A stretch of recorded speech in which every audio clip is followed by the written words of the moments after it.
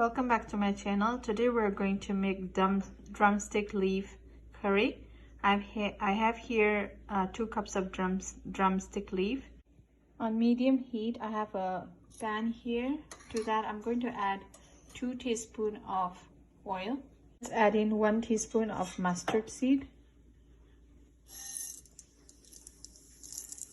few curry leaves, and a handful of chopped onions.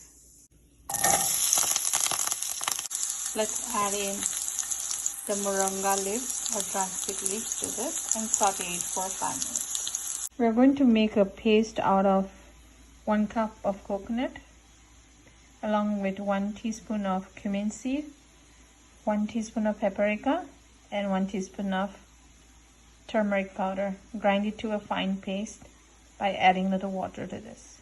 Let's add some salt as per your taste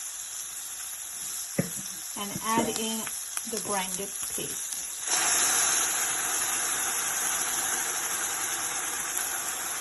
Take some water and just try to take the masala off the container. Let's bring it to a boil, and it's good to be served with rice, or you can have it with chapati. Hope you like this recipe. Please like, comment, and subscribe my channel. Thank you.